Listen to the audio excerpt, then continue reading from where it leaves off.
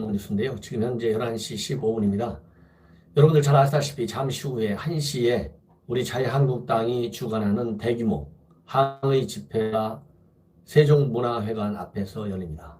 오늘 항의 집회의 주제는요, 이 공수처법, 그 다음에 패스트트랙에 태워진 선거법, 절대 불가를 외치는 현장이 되겠습니다. 그래서 애국 시민 여러분들께서 바쁘시더라도 오늘 세종문화회관 앞에 나오셔서 지난번 우리 애국 시민들과 자유한국당이 하나가 돼서 강력하게 조국의 사퇴를 부르짖었는데 결국 장관직에서 내려왔습니다. 그런 것처럼 오늘 집회가 16일 날 열리게 될, 아니면 17일 날 열리게 될 임시국회에서 여당은 다른 꼬마 2중대, 3중대들과 함께 이제 패스트트랙에 태워진 선거법을 우선 처리할 가능성이 매우 높아지고 있습니다.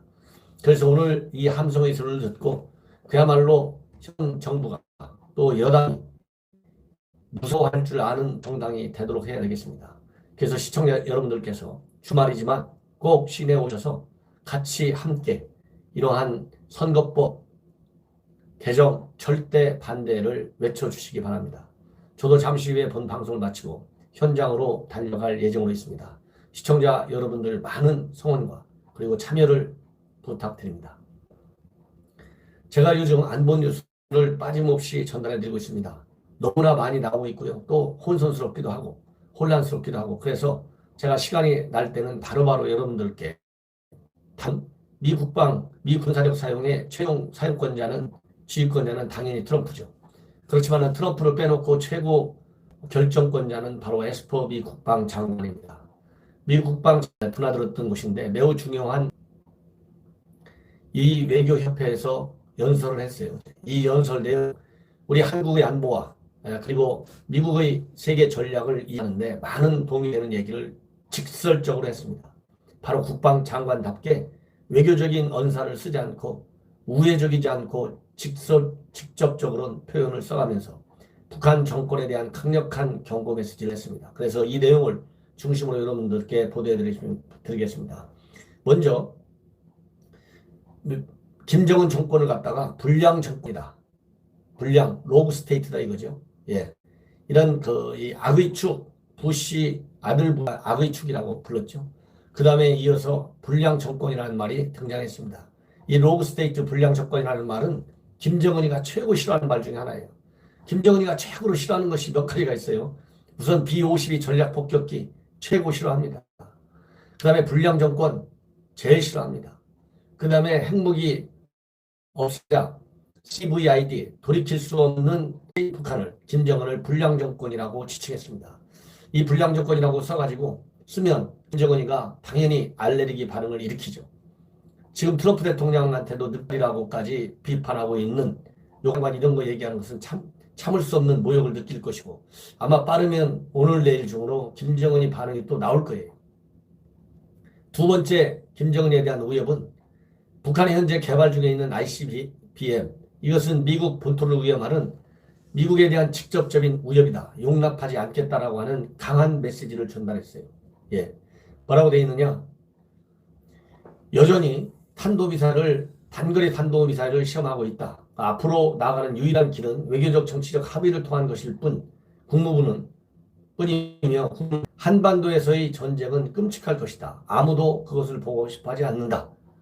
이 얘기는 결국 김정은이가 ICBM 개발, 추가적인 핵실험 실시, 이러한 같은 극단적 선택을 할 경우에 미국은 한반도 전쟁도 불사할 수도 있다고 하는 강력한 정책 전환을 이렇게 봐야 합니다. 왜냐하면 안보 위협, 항상 좋은 시나리오, 현 문재인 정부 같이 희망적 관찰과 희망적 사고, 그런 생각을 가지고 안보가 흐트러지고 파탄나고 그런 거 아니겠습니까? 그래서 이렇게 한반도에서의 전쟁은 끔찍할 것이다. 지금 현재 에스퍼가 처음 하는 얘기가 아니에요.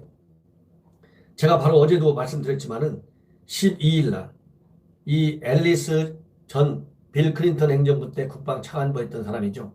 현재 하버드 대학의 교수입니다. 이 앨리스 전 국방차관보도 한반도에서의 전쟁 발발 가능성이 그 어느 때보다도 높아지고 있다. 왜? 김정은 때문에. 그리고 이렇게 높아지면 트럼프가 가만히 있겠느냐? 북한의 미사일 발사대라도 군사적으로 직접 공격할 수 있다. 이렇게까지 지금 예측을 하고 있습니다. 이런 상황에서 에스퍼 국무장관이 국방장관이 이렇게 한반도에서의 전쟁 끔찍하다 이렇게까지 얘기하고 있는 것은 이런 전쟁으로 이어질 수 있는 김정은이 정신 바짝 차려서 더 이상 도발하지 말아라 이 얘기입니다. 그러면서 북한은 이미 핵무기를 가졌고 지금은 ICBM을 개발하려고 하고 있는데 그것은 미국의 직접적인 위협이 된다. 이러한 시도를 저지하기 위해서 한국과 공조 강화도 논의해 오고 있다. 예. 그리고 이 한국과 미국이 대규모 군사 훈련을 보류하고 있는 가운데 최근 북한이 계속해서 미사일 시험을 하고 있는 것에 관련해 가지고 미국은 현재 고도의 준비 태세를 유지하고 있으며 우리는 해야 할 일을 완전히 수행할 능력이 있다. 이 얘기는 바로 뭡니까? 고도의 대비 태세, 준비 태세, 그리고 해야 할 일 수행할 능력이 있다. 이 얘기는 지금 미국이 연일 미국이 가지고 있는 최첨단 정찰 자산들을 총동원하고요. B-52 폭격기와 공중급유기까지 동원해서 이 폭격 그리고 정찰 감시 이 작전을 계속 수행 중에 있습니다. 이 얘기는 언제든지 필요하면 군사력을 사용해서라도 김정은에게 응징 보복하겠다는 강력한 미 행정부의 의지의 표현이다. 저는 그렇게 보고 싶어요. 이런 상황인데 현 정권은 뭐하고 있습니까?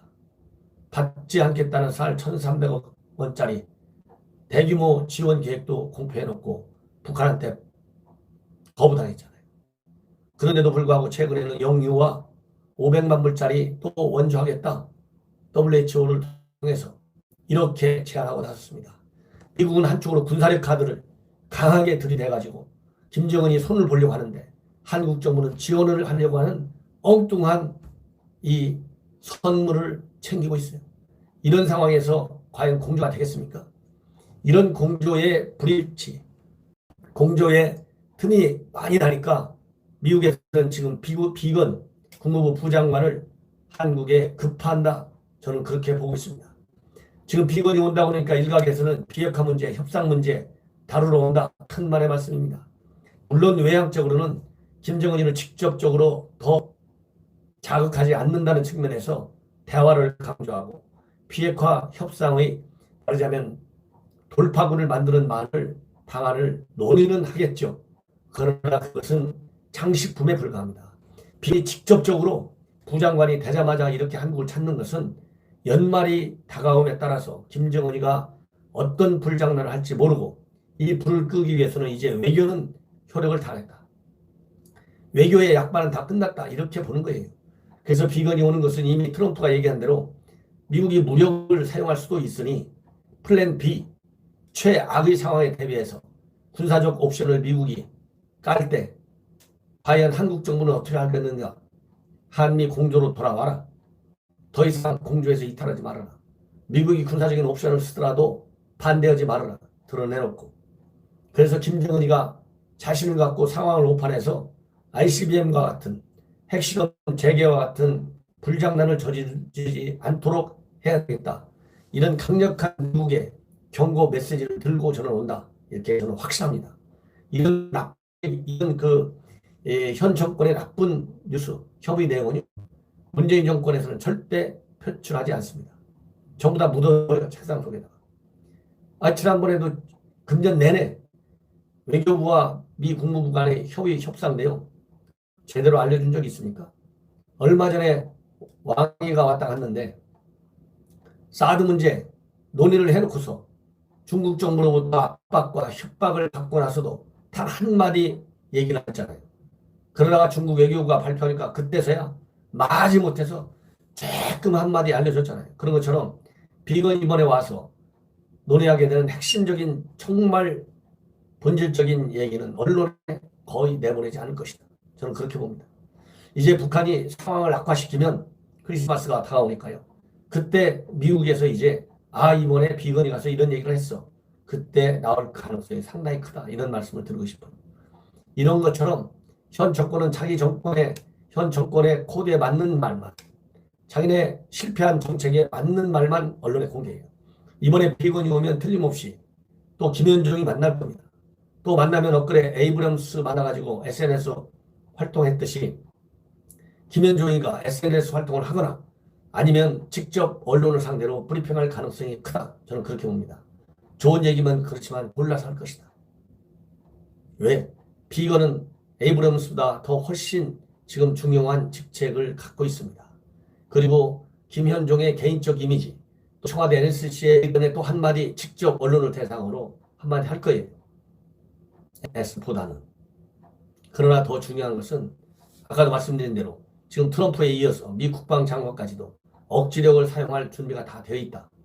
그리고 미 본토에 대한 직접적 위협이니 더 이상 레드라인을 넘지 말라는 미국의 경고, 현 정권에 대한 경고이기도 합니다.